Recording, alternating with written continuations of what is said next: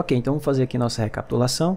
Então vamos relembrar o que diz o Teorema de Green. Então a ideia é o seguinte, suponha que você tem uma curva fechada C, né, orientada positivamente, que engloba ou define uma certa região D aqui no plano. Lembra, a curva C fechada tem orientação positiva, se quando você se deslocar ao longo da curva, a região que ela engloba está sempre à sua esquerda, tá bom? Não vamos usar essa noção de horário e anti-horário não, porque como a gente já viu, não funciona no espaço, né? E se você tiver uma outra curva aqui dentro, para que essa região englobada pelas duas curvas, para que essa curva que eu estou mostrando para vocês e a outra tenha orientação positiva, essas duas curvas têm que ter orientações ou direções diferentes, né? Essa tem que percorrer nesse sentido, essa tem que percorrer nessa outra, enquanto essa seria horária, essa outra seria anti-horária, então não é bom a gente definir orientação de curvas utilizando horário e anti-horário não, né? Como eu expliquei lá no vídeo. Pois bem, então suponha que eu tenho uma curva C orientada positivamente, né? Fechada, simples, ou seja, sem autointerseções e contínua, tá? Ou contínua por partes ou por trechos. Então o que o Teorema de Green nos diz? Que eu posso, em vez de calcular a integral de linha do meu campo vetorial assim, ó, em vez de calcular essa integral de linha, eu posso calcular essa integral dupla sobre essa região D englobada pela curva C. A integral dupla de quem? Bom, dessas derivadas aqui, essa diferença dessas derivadas, tá?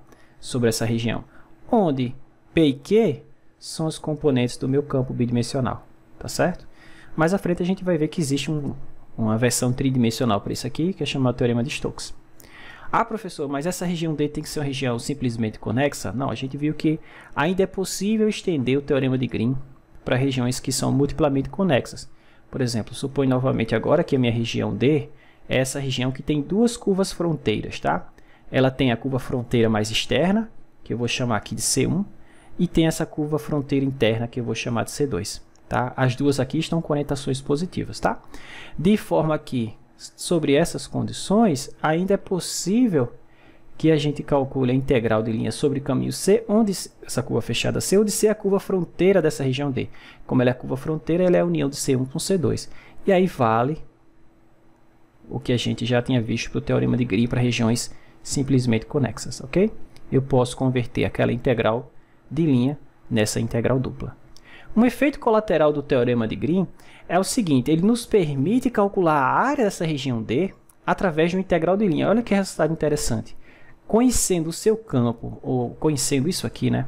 Na verdade, conhecendo realmente os campos, as componentes P e Q do seu campo ao longo dessa curva, isso me dá informação acerca de quanto é que tem, qual é o conteúdo de D, ou seja, a sua área, né?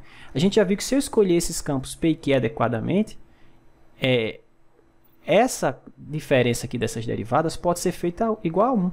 E se isso aqui for 1, a integral de 1dA é a área da região, né? Então, três possíveis escolhas simples são as seguintes. Então, a área daquela região eu posso calcular como sendo 1/2 da integral de linha ao longo da curva que engloba a região D, desses campos aqui, ó, y de x mais x de y, ou ainda integral sobre a mesma curva de menos y dx, ou ainda o que for mais simples dessas aqui, tá certo? X de y. Isso aqui é um efeito colateral do Teorema de Green e é um resultado interessante porque nos permite ter informação sobre a área de uma região através do conteúdo ou através do conhecimento apenas de como é que esses campos que estão aqui se comportam na curva fronteira que define a região D, ou que engloba, que delimita a região D, melhor dizendo. Ok? Pois bem, então agora a gente vai começar a fazer alguns exemplos e aplicações diretamente do Teorema de Green. Ok, então ficou faltando, no exemplo 26 ele pede para a gente verificar algo que ficou faltando na parte dos campos conservativos. Lembra? Eu enunciei para vocês que um campo é conservativo, então olha só, vou colocar só para recapitular. F é conservativo se qualquer uma das coisas que eu escrevi agora se verificarem. 1. F é um campo gradiente, ou seja, F se escreve como gradiente de um campo escalar. 2. A integral de linha de F sobre qualquer caminho fechado é 0, né? Para todo C caminho fechado arbitrário, tá certo? 3. A integral de linha de F independe do caminho de integração. Integral independe de C. Ok? Então, qualquer uma dessas coisas caracteriza um campo conservativo. Alguns autores tomam isso aqui como definição de campo conservativo e aí vai verificando, vai provando essas outras caracterizações. A gente aqui definiu o campo conservativo como um campo que satisfaz esse critério, né? E aí essas outras coisas aqui advêm desse daqui, tá? Então, por exemplo, a gente mostrou que um campo é conservativo se somente se a integral de linha depende do caminho de integração. A gente verificou que o integral de linha depende do caminho de integração se somente se a integral sobre toda curva fechada é zero. E aí, como a gente já mostrou aqui o teorema fundamental das integrais de linha, né? A gente sabe que a integral de linha sobre o caminho fechado é zero se somente se o campo for conservativo, ou seja, se escrever como um campo gradiente. Porém, em todas essas verificações aqui, pessoal, todas essas verificações envolvem integração, né? 1 e 2 e 3, perdão, está claro que a gente precisa integrar para poder utilizar essas caracterizações. Mas 1 também envolve uma integração, porque como é que você determina o campo potencial? Você tem que integrar as componentes do campo, né? Do campo vetorial. Então, todos esses critérios aqui envolvem integração. Mas a gente viu também que se um campo é conservativo, obrigatoriamente vale a seguinte coisa, 4. A derivada da componente Q em relação a x tem que ser igual à derivada da componente P em relação a y em todos os pontos x e y no domínio do campo. Não é? Então, a gente verificou que se f é conservativo, isso tem que ser verdadeiro. O que ficou a gente verificar foi que se isso aqui for verdadeiro e D for uma região aberta e simplesmente conexa, então vale a volta do teorema. Ou seja, isso aqui se verificando em uma região aberta e simplesmente conexa, o campo é conservativo. Tá? E por ocasião eu falei, a gente precisa do teorema de Green para demonstrar isso. Pois bem, é o que a gente vai fazer agora. Tá? Então, o exemplo 26 diz o seguinte, utiliza o teorema de Green para verificar que se F é um campo, né, bidimensional definido em uma região simplesmente conexa a D, né, onde P e Q, que são as componentes do campo, apresentam derivadas parciais contínuas nessa região de primeira ordem, então, olha só, se essas derivadas se verificam em D, e D, como eu já falei, é uma região simplesmente conexa, então F é conservativo. Tá bom? É isso que a gente quer verificar agora, seria a volta aqui dessa proposição. Tá bom? Pois bem, então agora a gente vai só utilizar o teorema de Green. Tá? Então, para isso, vamos fazer o seguinte, seja C uma curva fechada arbitrária no domínio D, certo? Seja C uma curva fechada. Bom, aí a gente vai supor que ela é fechada, que ela é simples, tá? Que ela é contínua por partes. Contínua por partes em D, tá? Que é o domínio do campo. Tá? C é uma curva arbitrária, mas ela tem que satisfazer esses critérios aqui.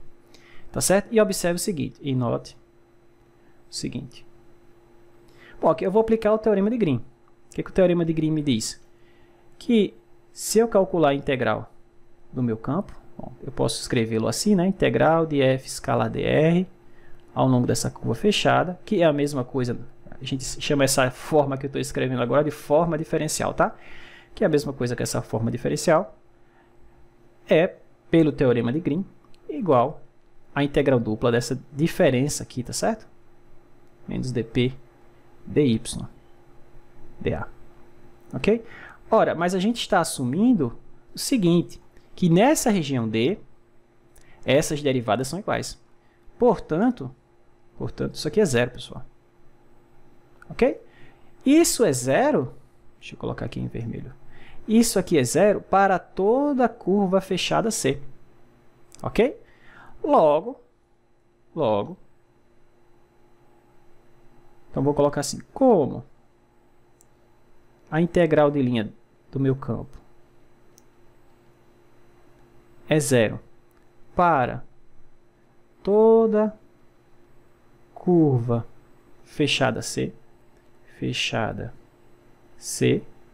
então segue, olha só, segue o quê? Que a integral de linha independe do caminho de integração, certo? Mas se a integral de linha independe do caminho da integração, a gente já viu que o campo é conservativo, tá bom?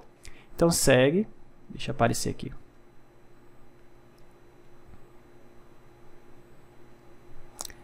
Então, fechada, segue que a integral de f independe de c. Independe do caminho de integração, que é a mesma coisa que dizer, posso até colocar assim as setinhas, tá? Que f é conservativo. F é conservativo. Mas aí alguém pode dizer o seguinte, professor, mas essa sua curva fechada C, ela não é tão arbitrária não.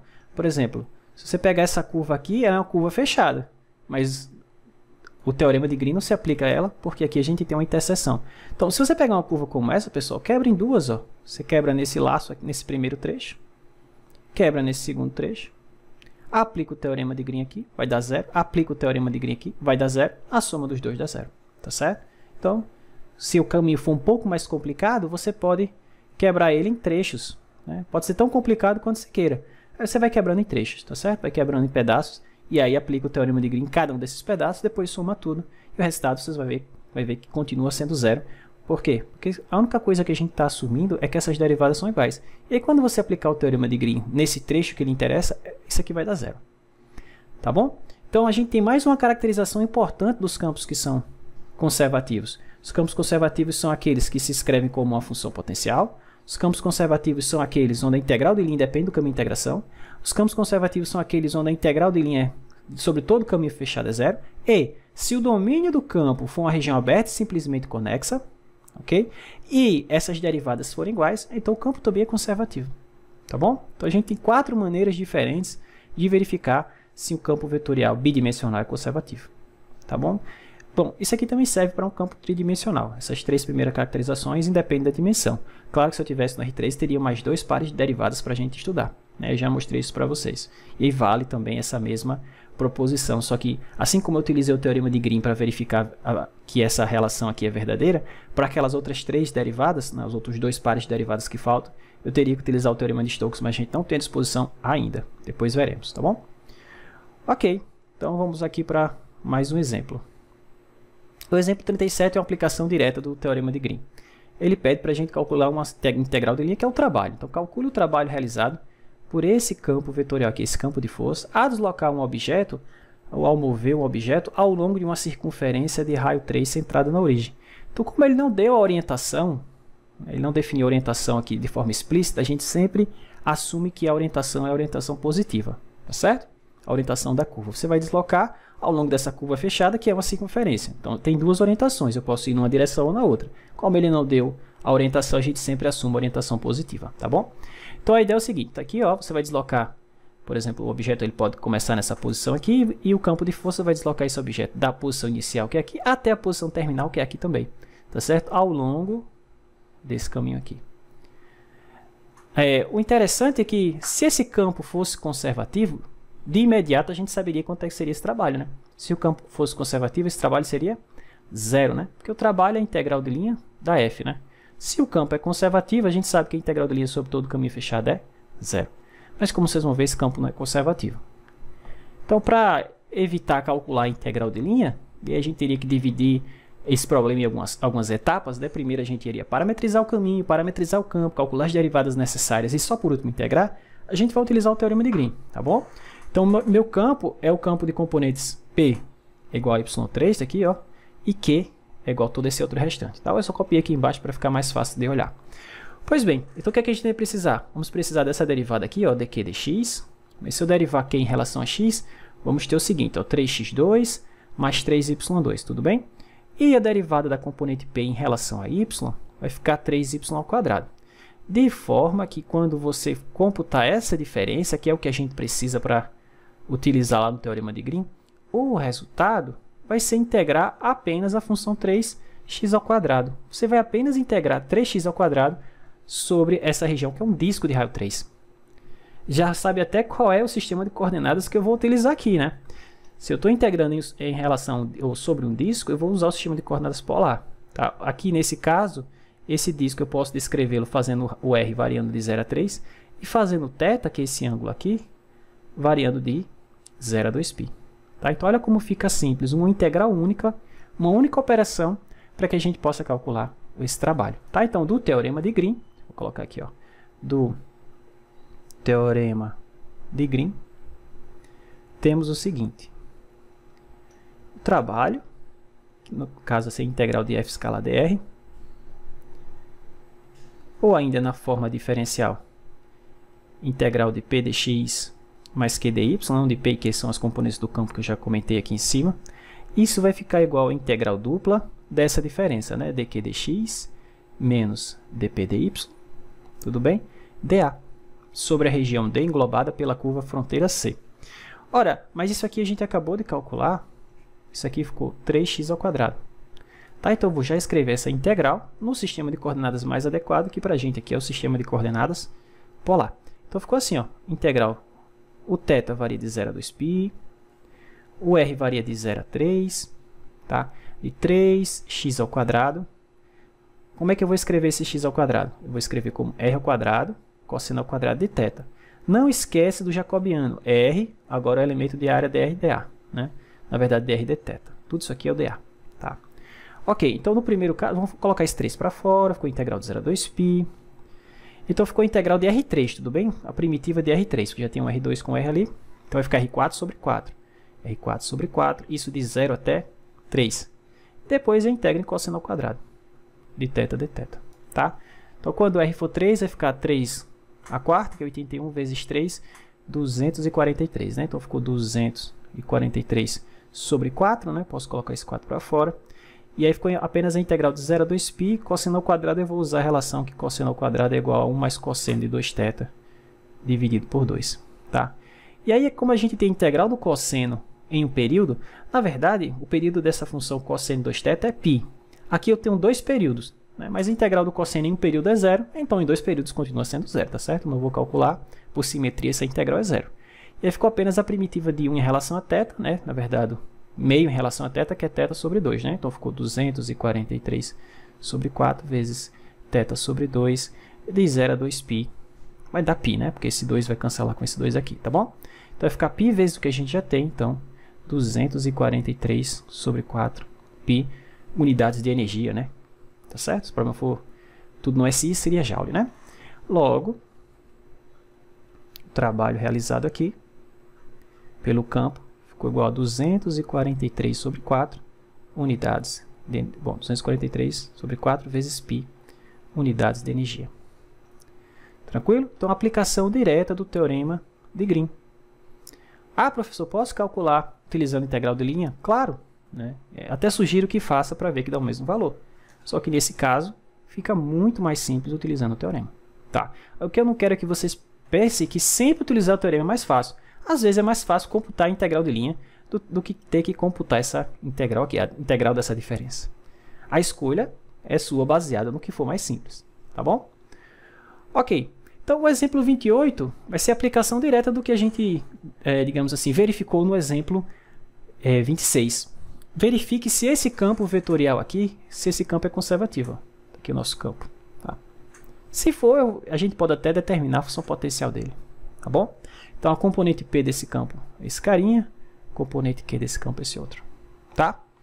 Então, como é que a gente vai verificar se ele é conservativo? Bom, eu mostrei uma lista de 4 propriedades ou 4 caracterizações que a gente pode utilizar para verificar se o campo é conservativo. As 3 primeiras envolvem integração, pessoal. A quarta não. A quarta só envolve verificar a igualdade das derivadas parciais dessas funções componentes. Então, a gente vai fazer assim, tá certo? Vamos calcular as derivadas parciais de P e Q e verificar se elas são iguais em D, onde D é o domínio desse campo. Tá certo? Então, se essas derivadas forem iguais, e se o domínio desse campo for uma região aberta e simplesmente conexa, então a gente vai poder concluir que ele é conservativo. Tá? Se as derivadas forem diferentes, esse campo não pode ser conservativo, lembra? Né? É uma das propriedades, bom, seria a volta do teorema. Né? Se f é conservativo, deve existir a igualdade das derivadas parciais. Se a igualdade das derivadas parciais acontecer e o domínio do campo for região aberta e simplesmente conexa, o campo é conservativo. Tá bom? Tem esse porém a respeito do domínio do campo. Ok, então vamos calcular essas derivadas que a gente precisa. Então vamos calcular primeiramente a derivada de Q em relação a x, tá certo? Então dq dx. Então eu vou derivar em relação a x, x sobre x ao quadrado mais y ao quadrado. Tá? A regra do quociente, derivado de cima vezes o de baixo, então ficou x ao quadrado mais y ao quadrado, derivada desse carinha 1, né? Menos a derivada do de baixo em relação a x dá 2x vezes o x em cima vai ficar 2x ao quadrado. Tudo isso dividido por x ao quadrado mais y ao quadrado e baixo ao quadrado. Tudo bem? Ok, simplificando aqui vai ficar menos x ao quadrado, né? Porque eu tenho um 2 aqui. Mais y ao quadrado dividido por x ao quadrado mais y ao quadrado ao quadrado. Ok, agora vamos calcular a derivada da componente p em relação a y. Tá? Então isso ficou d dy de... Bom, a componente p está aqui. Então menos y sobre x ao quadrado mais y ao quadrado. Ok? Bom, então como é que vai ficar isso? Bom, a derivada de cima vezes o de baixo, a derivada de cima menos 1, né? Em relação a y vezes o de baixo ficou menos x ao quadrado menos y ao quadrado. Menos a derivada do de baixo vezes o de cima. Se eu derivar y ao quadrado em relação a y, vai ficar 2y. Com esse y, 2y ao quadrado. Com esse menos com esse outro fica mais, tudo bem? Então, mais 2y ao quadrado. Dividido, deixa eu subir aqui um pouquinho para ganhar mais espaço. Dividido pelo denominador ao quadrado. Ó, professor, se eu simplificar aí, ó que legal. Vai dar tudo igual, né? Porque vai ficar menos x ao quadrado mais y ao quadrado sobre x ao quadrado mais y ao quadrado. Então, como as derivadas parciais foram iguais, na região que bom, no domínio do campo, então o campo é conservativo, né, professor?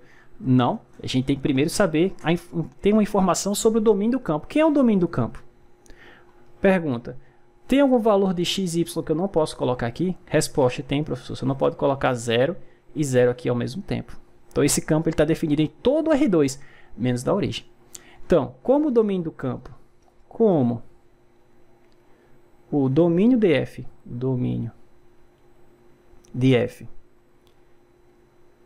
é todo R2 menos a origem, infelizmente esse campo, esse domínio, tem um buraco, né, que é justamente a origem. Então, ele não é esse domínio não é uma região simplesmente conexa. Segue que não podemos concluir nada. Não podemos concluir se o campo é ou não conservativo. Porque eu só posso aplicar o teorema se o domínio do campo fosse uma região aberta e simplesmente conexa. Aberta com certeza é, mas não é simplesmente conexa, tá certo? Então, segue que não podemos concluir se o campo é conservativo. É conservativo. Ok? Se essas derivadas tivessem dados diferentes, com certeza ele não seria conservativo. Mas deu igual, professor. Então, ele não é conservativo? Não. Eu só posso afirmar que ele seria conservativo se o domínio do campo fosse uma região aberta simplesmente conexa, mas ela não é simplesmente conexa. Tem um buraco. E agora, professor? Como é que eu vou fazer para decidir se esse campo é ou não conservativo? Pessoal, a gente tem mais 3 caracterizações, né? Ou eu mostro que ele não tem uma função potencial, ou eu mostro que a integral de linha sobre algum caminho fechado não é zero, né? Porque para ser conservativa, a integral sobre todo o caminho tem que ser zero. Portanto, se eu encontrar um caminho onde a integral de linha, um caminho fechado, onde essa integral de linha não deu zero, ele não pode ser conservativo, né? Ou eu mostro que a integral de linha independe do caminho de integração. Então, eu vou fazer o seguinte, eu vou criar um caminho, né? E vou mostrar que a integral de linha sobre esse caminho não dá zero. Portanto, ele não vai ser conservativo, tá bom? Então, o caminho que eu vou pegar é justamente esse, ó. Já deixei aqui armado. Vou pegar uma circunferência centrada na origem de raio A, tá? Eu estou chamando esse caminho de CA. Pessoal, no próximo exemplo, vocês vão ver que não precisaria ter sido essa curva, não. Poderia ser qualquer caminho fechado, mas que englobasse a origem. Tá certo? Qualquer caminho fechado que englobasse a origem iria servir para a gente mostrar o que eu vou mostrar agora para vocês. Tá bom? Mas aqui não tem jeito. Aqui eu vou calcular a integral de linha mesmo. Vou parametrizar o campo, parametrizar o caminho, parametrizar o campo, calcular as derivadas necessárias e integrar. Tá? Lembrando que eu vou calcular a integral de quem? Desse campo aqui, ó. Menos y sobre x2 mais y2, x sobre x2 mais y2, tá? Então, eu vou calcular a integral de p dx mais q dy, tá certo? Onde p e q são as componentes daquele campo. Como eu vou parametrizar, então vai ficar a integral, por exemplo, vai ser esse círculo, né? Eu vou parametrizar esse círculo com um ângulo, onde esse ângulo vai variar de 0 a 2π. Então, eu vou fazer isso dessa maneira. Eu vou converter aquela integral, vou escrever lá dessa maneira, quando ela estiver parametrizada. Tá bom? Então, eu vou precisar parametrizar o caminho, ou seja, parametrizar essa circunferência, parametrizar os campos, né? Os campos escalares P e Q, achar essas derivadas para só depois integrar. Tá? É o passo a passo que eu deixo aqui. Ó. Primeira coisa, parametrizar a curva. Bom, isso é uma circunferência centrada na origem de raio A. Então, x é A cosseno de t e o y é A seno de t. Tá certo? Não tem segredo aqui. Bom, com t no intervalo de 0 a 2π, como eu já tinha adiantado. Bom, agora eu preciso parametrizar o campo. A componente P do meu campo é menos y sobre x2 mais y2. A componente Q é x sobre x2 mais y2. Mas, ao longo da minha curva, né, x2 mais y2 é igual ao quadrado, tá certo? Que é uma circunferência de raio A centrado na origem, né? Então, x2 mais y2 é igual ao quadrado, que é o raio ao quadrado. Tudo bem? Ok. Então, o denominador aqui vai virar ao quadrado. Não preciso nem substituir mais nada, tá? Então, embaixo ficou ao quadrado. Em cima, meu y é A seno, então ficou menos A seno de t. Né? Simplificando, ficamos com menos 1 sobre A seno de t. Ok? Bom, da mesma forma, o x é A cosseno, né? A cosseno t. E embaixo é A ao quadrado. Então, simplificando, ficamos com 1 sobre A cosseno de t. Agora, eu vou precisar calcular o dx dt, né? E o dy dt, como eu já falei a vocês. Então, vai ficar menos A seno para o dx dt e A cosseno para o dy dt. Então, vamos calcular o dx dt. Ficou menos A seno, né? E o dy dt ficou A cosseno. Pois bem, agora a gente vai calcular a integral. Calcular a integral, professor. Ok. Então, ficou assim, ó, integral de linha sobre aquela curva fechada, né? Do meu campo, integral de f escala dr sobre aquela curva CA. Isso vai ser igual ao quê? Integral de 0 a 2π. Então, é P dx dt, né? Mais Q dy dt. Então, vou colocar primeiro quem é P. Então, P para a gente ficou menos 1 sobre A. Tá aqui, ó. Menos 1 sobre A seno, tá? Então, menos 1 sobre A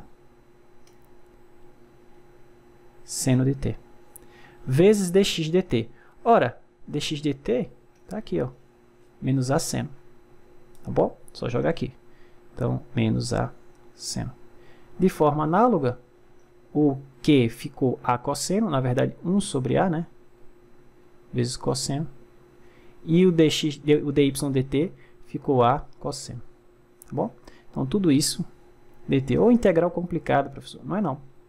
Muita coisa simplifica aqui, ó. Esse menos 1 sobre A foi com menos A, 1 sobre A foi com A. Aqui ficou seno ao quadrado, mas aqui ficou cosseno ao quadrado. Olha que fácil. Né? Que isso é 1. Então, no moral da história, a integral, essa integral de linha sobre essa curva fechada, né, que é esse círculo de raio A centrado na origem, com a integral de 0 a 2π de 1 dt. Ora, isso é t de 0 a 2π, isso é 2π. Ok? Logo, o campo não pode ser conservativo, porque se fosse, essa integral teria que estar dando o quê? 0. Né? Então, moral da história, logo o campo não é conservativo. Logo, o campo não é conservativo. Ok? O problema todo, pessoal, é aquele buraco na origem. É o 0, 0. Tanto que se você redefinir esse seu campo, ou seja, em vez de você trabalhar com esse campo com o domínio máximo possível, que é todo R2 menos esse ponto, se você, por exemplo, utilizar como domínio só essa parte aqui, que eu estou mostrando, né? Então, se você usar esse cara como domínio, aqui as derivadas se anulam. Bom, ela se anula aqui, né? Como todo R2 menos a origem. Inclusive aqui onde eu estou mostrando. E o legal é que, além das derivadas se anularem aqui, essa região aqui é simplesmente conexa, ela não tem buracos. Não é verdade? Então, nessa região o campo é conservativo. Então, nessa região ele admite uma função potencial. Nessa região a integral de linha depende do caminho de integração. Nessa região a integral de linha sobre todo o caminho fechado é 0. Mas poderia ser essa região que eu estou mostrando aqui também. Ou essa região que eu estou mostrando aqui também. Ou essa outra região que eu estou mostrando aqui também. Qualquer região que exclua essa reta aqui, ó, que contém a origem. Tá certo? E aí, nesse caso, é possível mostrar que a função potencial desse carinha é bem simples. É arco tangente de y sobre x. Quer ver? Depois vocês façam essa verificação, calcule o gradiente desse campo, vocês vão ver que dá exatamente esse cara. Se você calcular o gradiente de φ, dessa φ que eu estou mostrando aqui para vocês, o resultado é exatamente f. Ok? Então o problema está aqui, ó. Tá? Porque essa função potencial ela não está definida ao longo do eixo y, né? Ao longo do eixo y, x é zero. Nem sobre a origem também, né? Então, se você excluir essa reta, qualquer uma dessas regiões que eu mostrei aqui para você, excluindo essa reta, se você definir o campo lá, ele é conservativo. Tá bom? Legal. Ok, então no próximo exemplo, 29, eu vou mostrar o que eu tinha comentado no exemplo 28. Aqui eu escolhi uma curva bem específica, esse círculo de raio A centrado na origem. Mas o que eu vou mostrar agora no exemplo 29 é que eu poderia ter pego qualquer curva fechada, desde que ela contivesse a origem. O resultado continuaria dando 2π. E, professor, mas se eu tivesse pego uma curva que não contém origem, quanto é que seria o resultado da integral aqui? Bom, nessa região a gente sabe que o campo é conservativo, né? Essa conversa que eu acabei de ter com vocês aqui, ó. Descontou o eixo y, por exemplo, aqui eu estou mostrando para vocês, o campo é conservativo. Então, sendo o campo conservativo, essa integral sobre esse caminho fechado vai dar o quê? Zero, né, professor? É o que a gente vai ver agora, tá bom? Pois bem, esse é o que pede o exemplo 29. Ele diz o seguinte: para o campo do exemplo anterior, verifique que se C for uma curva simples fechada orientada positivamente que não passa pela origem, né? A curva não pode passar pela origem porque meu campo não está definido na origem, tá? Então, ela tem a seguinte propriedade, esse campo. Qualquer integral sobre qualquer curva fechada que não passe pela origem vai ser zero se a curva não engloba a origem e vai ser 2π se ela englobar a origem, ou seja, do contrário. Tá? Esse primeiro é simples, é só a gente aplicar o teorema de Green, rapidamente a gente sabe que isso vai dar zero. E aí o outro a gente vai mostrar aplicando o teorema de Green também, só que de uma forma mais interessante. Tá? Então, no primeiro caso, basta aplicarmos o teorema de Green. O teorema de Green. Ok? Que diz o seguinte, que essa integral de linha, vamos pegar uma curva que não contém origem, tá? O primeiro caso é a curva não contém origem. Então, aquela integral, ou seja, deixa eu copiar para, pronto, colocar assim fica melhor. Então, a integral sobre qualquer curva fechada que não contém origem de menos y dx mais x dy sobre x2 mais y2. Então, lembra que isso aqui é a componente P, né? Deixa eu mostrar aqui assim, ó. Isso aqui é a componente P do meu campo. E essa aqui é a componente Q do meu campo, tá? Então, por definição, na verdade, pelo teorema, isso é igual a integral dupla de dq dx menos dp dy, tudo bem? Sobre essa região, sobre a região D, englobada pela curva C, que não contenha a origem, tá? Essa região D não contém a origem. Ora, mas a gente acabou de calcular essas derivadinhas lá em cima, pessoal. A gente viu que essas derivadinhas são iguais, né? Olha só recapitulando aqui, ó. Essas derivadas foram iguais, ó, né? Fora da origem, ó, aqui, ó. Na origem ela não está definida, né? Tá certo? Mas essa região não contém a origem, então lá está tudo bem definido. Tranquilo? Então como é que vai ficar? Deixa eu ver se ele aparece aqui. Pronto. Isso aqui é zero. Uma integral de zero é zero, né? Então, o primeiro resultado foi bem simples, tá? Então, no segundo caso, então, seja C uma curva arbitrária. Uma curva arbitrária. Não é que satisfaz aquelas condições, né? Fechada, simples, né? Contínuas por partes, tá certo?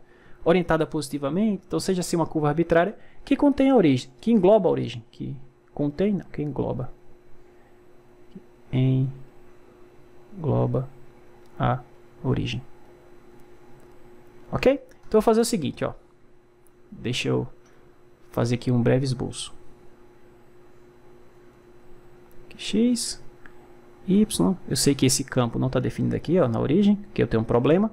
E eu estou pegando C, é uma curva arbitrária que engloba a origem, tá? Eu vou fazer o seguinte, eu vou pegar uma outra curva que eu vou chamar de CA, que vai ser aquele nosso círculo de raio A centrado na origem, tá certo? E vou colocar ele por aqui. Deixa eu ver se eu consigo trazer ele para cá. Pronto. E aí vamos considerar o seguinte. Vou chamar de D a região limitada, a região que tem como curva fronteira C, que é essa curva que eu estou mostrando para vocês. E CA, eu vou chamar essa curva aqui, em vez de CA, como eu chamei no exemplo anterior, vou chamar de menos CA, porque eu vou na direção contrária do exemplo anterior, tá? Então eu vou chamar, por quê? Porque para essa curva ter orientação positiva, eu tenho que estar com essa orientação agora que eu estou mostrando para vocês. No exemplo anterior, não tinha esse buraco, né? Era apenas a curva, olha só. Cadê você? Cadê você? Não sei se eu fiz o desenho dela. Ah, tá aqui, fiz sim, tá aqui. Então, nesse exemplo, a minha curva CA, que era a parametrização dessa circunferência, ela estava com essa orientação, tá? No exemplo que eu estou resolvendo agora, ela está com orientação do sentido contrário, então eu vou chamar de menos CA. Nada mais justo, tá certo? Show. Vamos lá, então. O que é que eu vou fazer? Eu vou aplicar agora o teorema de Green para essa região que não é simplesmente conexa, tá certo? Essa região que é multiplamente conexa, a gente já viu que o teorema de Green se aplica aqui também, tá? Então, do teorema de Green, vamos ter o seguinte, olha só. O que é que o teorema de Green me diz? Me diz o seguinte, eu vou escrever ele na ordem inversa, tá? Que é a integral dupla de dq dx menos dp dy sobre essa região D, isso é igual a integral sobre esse caminho C, juntamente com o caminho menos CA, tá certo? Do meu campo, P dx, Q dy. Tá? Onde P e Q são os componentes do campo, não vou ficar escrevendo, porque senão toda hora eu vou ter que estar escrevendo menos y sobre x ao quadrado e x sobre x ao quadrado mais y ao quadrado, tá bom? Show! Agora, nessa região, pessoal, que não engloba a origem, porque a região agora, ó, essa região achurada em verde, eu sei que essas derivadas são iguais. A gente acabou de verificar isso no exemplo anterior. Então, isso é zero. Então, eu posso dizer que zero é igual a essa coisa, tá bom? E aí, eu vou continuar isso aqui escrevendo assim, ó, zero é igual. Aqui eu tenho duas integrais. Eu tenho a integral do meu campo ao longo daquela curva genérica, ou, na verdade, arbitrária C, mais a integral ao longo daquele caminho menos CA do mesmo campo, tá certo? P dx mais Q dy. O que é que eu vou fazer? Eu vou inverter a orientação desse caminho menos CA, mas se eu fizer isso, eu tenho que colocar o menos aqui, tudo bem? Mas a gente viu no exemplo anterior que essa integral dá quanto? 2π. Ok? Logo, essa integral é 2π, né? Porque aqui tem um menos 2π, se eu passar para o outro lado vai ficar mais 2π. Então, logo, a integral C é uma curva arbitrária, olha que legal, só que ela contém a origem, tá? Na verdade, ela engloba a origem. Quem é o meu campo? Menos y dx mais x dy. Nesse caso, se a curva C engloba a origem, sobre x ao quadrado mais y ao quadrado, o resultado é 2π, independente do caminho que você escolher. É isso que a gente acabou de verificar agora, tá? Então, o resultado é 2π se o caminho engloba a origem. E é zero do contrário. Tá? Como a gente já tinha comentado anteriormente, né? Se a sua região, se o caminho não engloba a origem, quer dizer que ele está numa parte onde o campo é conservativo. Sendo o campo conservativo, essa integral seria quanto? Zero. Mas se ele engloba a origem, o resultado é 2π. Tem que ser diferente de zero, porque nesse caso ele não é conservativo. Mas o que a gente mostrou aqui é que, além de ser diferente de zero, todos os caminhos vão dar o mesmo resultado, 2π. Tá bom? Ok, então para terminar a aula de hoje, o que eu vou fazer aqui é apenas dar uma nomenclatura, dar nomes diferentes a esses tipos de integrais de linha que a gente está trabalhando. Então, olha só, essa integral que a gente vem trabalhando até então, que é sempre esse tipo de integral da componente tangencial do meu campo, essa integral ela tem um nome, ela é chamada de escoamento, tá certo? Já eu explico por quê. Quando o caminho de integração é fechado, esse escoamento é chamado de circulação, tá? Então, a integral de linha de um campo vetorial, que pode aparecer para vocês assim ou assim, né? Essa integral de linha é comumente chamada de escoamento, né? Isso vem da mecânica dos fluidos, porque se esse campo for um campo de velocidade, o que você está calculando aqui é quanto do líquido, ou seja, quanto da velocidade desse fluido está na direção do vetor tangente da curva. Se essa curva for fechada, o vetor tangente ele vai circular com a curva, né? Então, vetor tangente, vetor tangente, vetor tangente, vetor tangente, vetor tangente. E aí, se você tem, por exemplo, digamos que o seu fluido se desloca nessa direção. Aqui é o campo de velocidades do seu fluido, tá certo? Tá? Para facilitar, suponho que está todo mundo nessa mesma direção aqui. Então, quando você calcula essa integral, você está somando as contribuições desse cara. Que contribuições? Quanto do seu campo, se você chamar isso aqui de vetor velocidade, tá certo? Campo de velocidade do seu fluido, quanto da componente desse campo está na direção do vetor tangente. Se a curva é fechada, você quer saber, na verdade, quanto do seu campo está circulando ao longo da curva com o vetor tangente. Por isso desse nome, circulação. Tá certo? Então, por isso que a gente tem esse nome aqui, circulação. Se o caminho fosse um caminho, por exemplo, não fosse fechado, se fosse algo mais ou menos, por exemplo, assim, então o que você estaria calculando é quanto do seu fluido está escoando na direção do vetor tangente ao longo dessa curva. Por isso o nome escoamento. Tá? Agora, se em vez de você calcular a integral de linha da componente tangente do seu campo, se em vez disso você calcular a integral de linha da componente normal, então, em vez de chamar de escoamento ou circulação, a gente chama de fluxo, tá certo? Então, a ideia, novamente, como no desenho que eu fiz anterior, é o seguinte: suponha que está aqui as linhas de campo do seu fluido, que são os vetorzinhos velocidade do seu fluido, tá certo? Seu fluido está se deslocando nessa maneira. Digamos que eu tenho aqui novamente minha curva fechada. O vetor tangente, por exemplo, nesse ponto aqui, se a sua curva tem essa orientação, ele está dessa forma. Então, normalmente, pessoal, quando a gente tem uma curva fechada, uma curva aberta, se o vetor tangente está nessa direção, o vetor normal, se ele é normal, ele tem que ser ortogonal ao vetor tangente. Tem duas direções possíveis, ou ele aponta para cá, ou ele aponta para o centro da curva. Normalmente, quando a curva é aberta, a gente admite que o vetor normal aponta para o centro da curva. Esse cara é chamado então de vetor normal principal. Quando a curva é fechada, a gente considera o vetor normal como sendo aquele carinha que aponta para fora da curva. Tá certo? Então, o que isso aqui estaria medindo? Estaria medindo quanto do seu campo está atravessando essa curva na direção do vetor normal.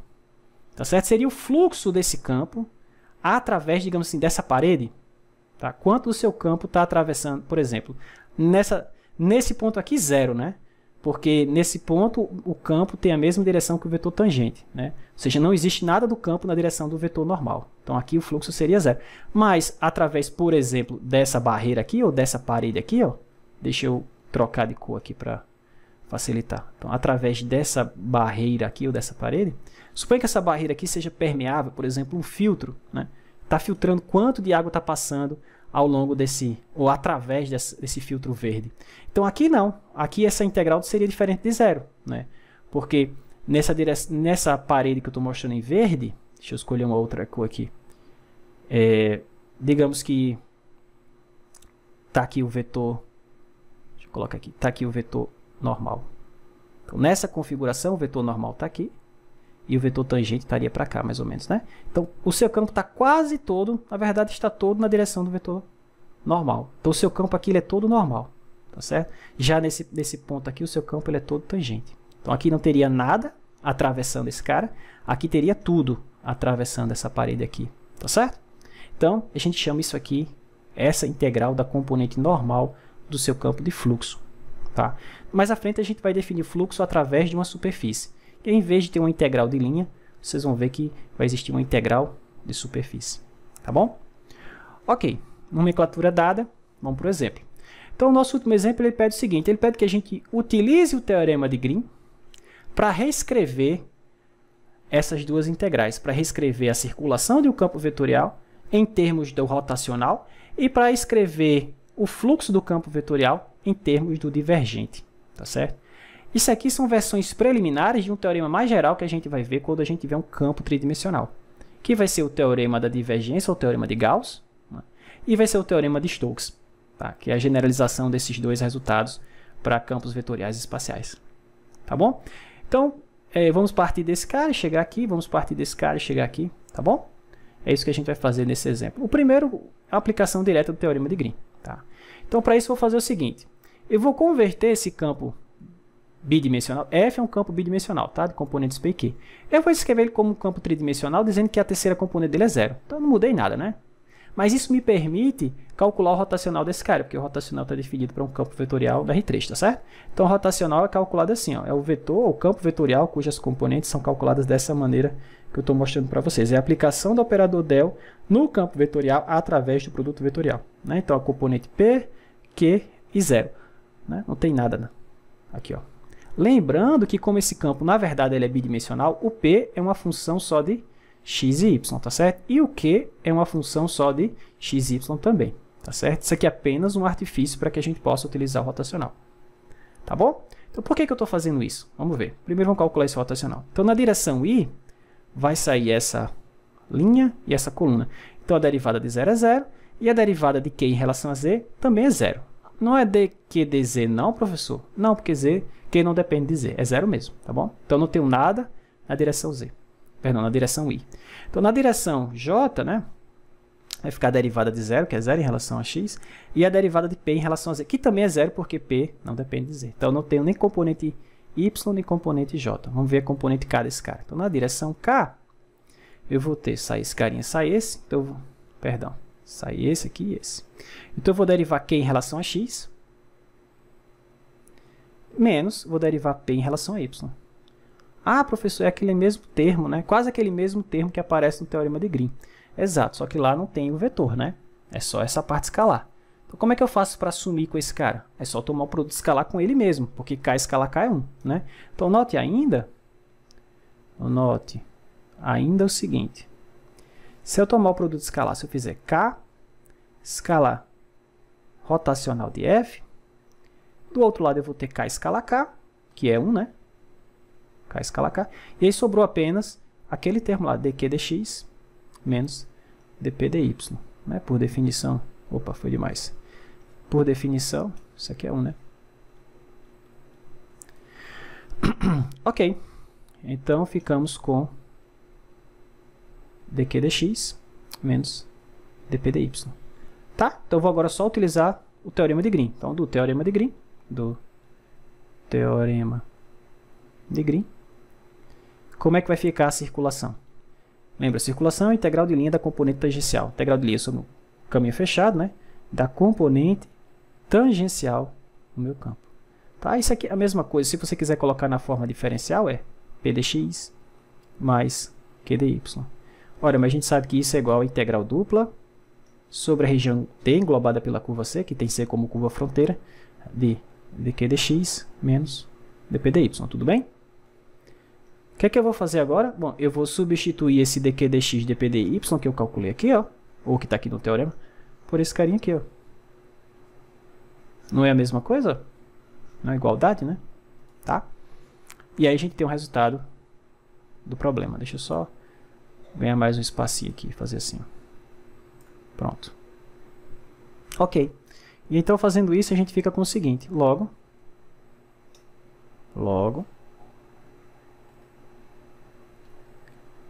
vou colocar assim, a circulação no meu campo, circulação, que é a integral sobre a curva fechada, integral de linha da componente tangencial do meu campo, né, é igual a integral dupla sobre a região D, desse carinha aqui, ó, da componente K do rotacional. Né? Então, rotacional de F escalar K. dA. Tá, isso aqui é uma versão, digamos assim, inicial, ou uma versão mais simples do Teorema de Stokes, que a gente vai ver mais à frente. Tá? Que relaciona a integral de linha de um campo vetorial ao longo de uma curva fechada, né? Componente tangencial desse cara, com aqui, por enquanto, eu não posso chamar isso de fluxo do rotacional, né? Porque a gente não definiu ainda integral de superfície de um campo vetorial. Mas vocês vão ver que isso aqui, ó, é a integral, bom, isso aqui tudo, na verdade, é a integral de superfície, mais à frente a gente vai ver, da componente normal do rotacional através da superfície D, através de uma superfície S. Na verdade, essa superfície S é essa região D no plano, tá?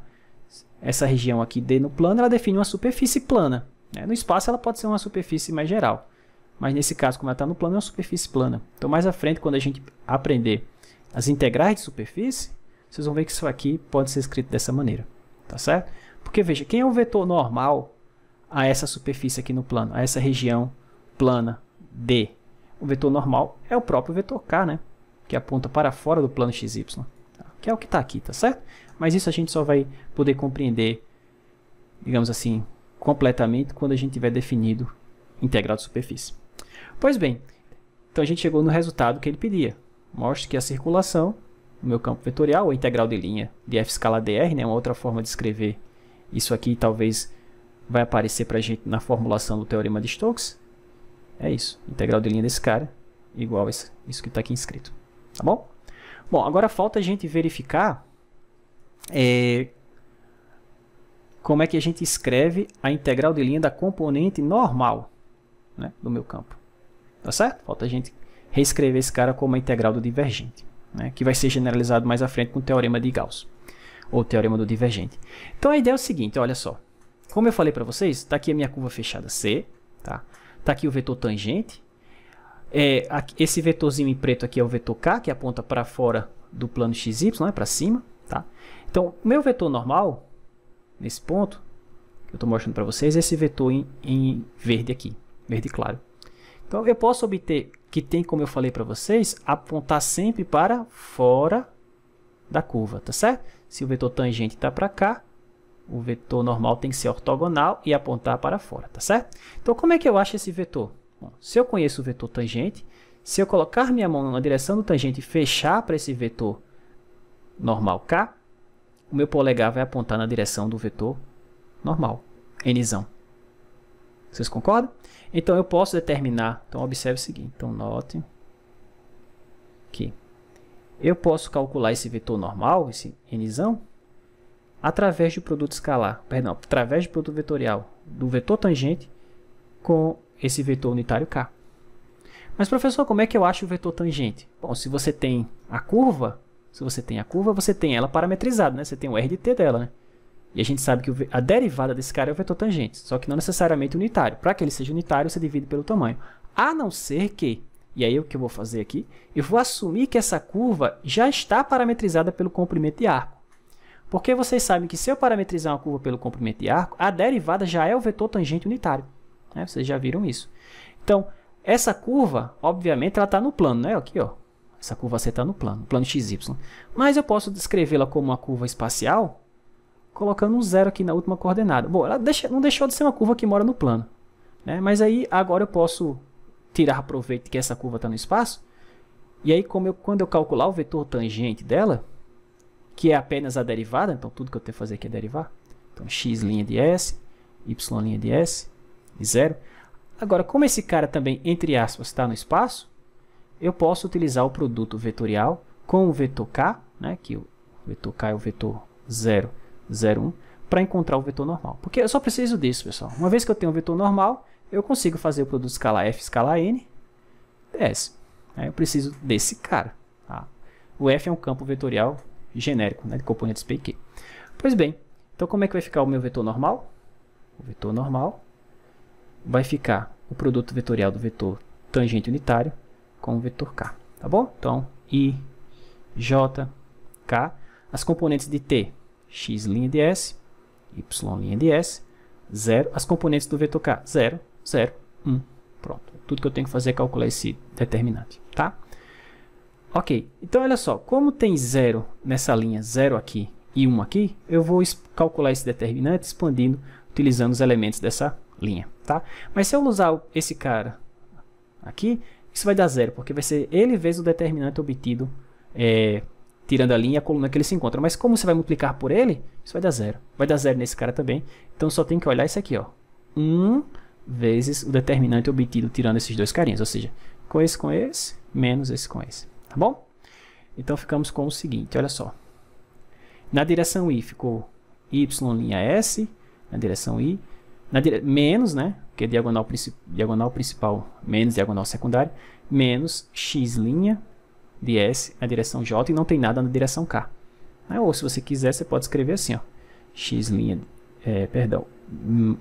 de S menos x' de S e 0. Ok? Pronto. Agora o que eu tenho que fazer? Por fim, eu tenho que fazer o produto escalar de F, que é o meu campo vetorial, com o vetor normal, tá certo? Bom, e multiplicar por ds e depois integrar, tá? Ok, então vamos fazer isso aqui. Então vai ficar assim, ó. Quem é f? É p, q, 0. Escalar, quem é o n? Bom, a gente viu agora y' menos x', 0, e tem o ds aqui, tá bom? Aqui em cima, ó, só para refrescar a memória. Show. Ok, então como é que vai ficar esse produto escalar? Primeiro com primeiro, segundo com segundo, terceiro com terceiro, então ficou p vezes y', ou seja, p dy ds, mais segundo com a segunda, então menos na verdade, q dx ds, terceira com a terceira dá 0, tudo isso vezes ds, né? Aqui cancela, e aí você ficou com isso aqui, ó. Eu vou colocar o q para frente, tá certo? Porque eu tenho dx primeiro, menos q dx mais p dy. Pois bem, agora tudo que eu preciso é integrar esse cara, né? Se eu integrar isso aqui sobre uma curva fechada, que a gente chama de fluxo, né? Logo,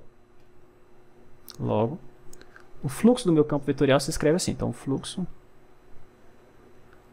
vai ficar integral da componente tangente, perdão, normal, né? S ao longo da curva fechada. Isso é igual a integral ao longo dessa curva fechada do quê? Bom, menos q dx mais p dy. Menos q dx mais p dy. Professor, mas não deu o que pedia no problema, não. Tinha que dizer que isso era igual a integral dupla do divergente de f, não é? Exato. Como é que a gente calcula o divergente de um campo bidimensional? Divergente de f vai ser derivar a componente p em relação a x, mais derivar a componente q em relação a y, assim. Se ele fosse um campo tridimensional, ainda teria mais a derivada da componente r em relação a z, mas ele não tem, é só isso, tá bom? Então a gente tem que mostrar que isso vai aparecer aqui. Na verdade, que isso vai aparecer aqui. Mas aí não é difícil não, é só aplicar o teorema de Green agora, tá? Então, do teorema de Green, essa integral é igual a integral dupla sobre a região delimitada pela curva fronteira C, do que? Ah, professor, dq dx menos dp. Não, pessoal, cuidado. Q e p aqui, Q e p nessa configuração são os componentes do campo. Mas nessa integral são as componentes de outro campo. Então, eu não estou aplicando o teorema de Green a esse campo que eu estou apagando agora, não. Estou aplicando a esse campo que está escrito aqui. A componente x do meu campo é menos q. A componente y do meu campo é p. Então, cuidado, tá certo? Tanto que eu vou trocar aqui. Então, eu vou derivar em relação a x tudo que tiver na frente do y. Porque, veja, o que diz o teorema de Green? Ó? Ele converte isso na integral dupla da derivada em relação a x do que quer que esteja na frente do y. E o que está na frente do y, neste caso, é o quê? Mas, neste caso, é o p. Ok? Cuidado. Então, ficou a derivada de p menos a derivada em relação a y do que quer que esteja na frente do dx, que nesse caso é menos q. Ok? Tudo isso, dA. Ora, agora já viu que apareceu, né, o divergente? Então, isso aqui se escreve assim. Integral dupla sobre a região D de dp dx, menos com menos mais dq dy, dA. Ok? Ou seja, isso aqui é integral dupla do divergente de f dA. Tranquilo? Então, o fluxo do meu campo, moral da história, o fluxo do campo vetorial, através daquela curva fechada, que, por definição, é a integral de linha da componente normal do meu campo, é igual a integral dupla sobre a região englobada por C, do que? Do divergente de f. Quando a gente estudar integrais de superfície, vocês vão ver que existe uma generalização desse teorema, que é o teorema de Gauss, ou o teorema do divergente, ou o teorema de Gauss ou Stragatsky, tá? Que correlaciona, em vez de ser uma integral de linha sobre uma curva fechada, vai ser integral de uma superfície fechada, né? Da componente, aí continua a mesma coisa, normal do meu campo vetorial, vai correlacionar essa integral com, em vez de integral dupla, com a integral tripla sobre o volume limitado, olha como é muito análogo, volume limitado pela superfície S, do divergente do campo, só que em vez de dV eu estou integrando no volume, então em vez de dA, perdão, dV, tá certo? Então a gente vai ver esse resultado mais à frente, é um dos resultados mais bonitos dessa parte de cálculo vetorial, tá? Juntamente com o teorema de Stokes, que correlaciona a integral de linha sobre uma curva fechada qualquer no espaço, né? Por exemplo, essa curva fechada, integral de linha desse cara, com o fluxo do rotacional, aqui é o integral de superfície, o fluxo do rotacional desse cara através dessa superfície aqui, ó, que tem C como sua curva fronteira. Tá? Mas para isso eu preciso definir esse objeto que a gente chama de integral de superfície, que é o que a gente vai fazer nas próximas aulas. Tranquilo? Ok.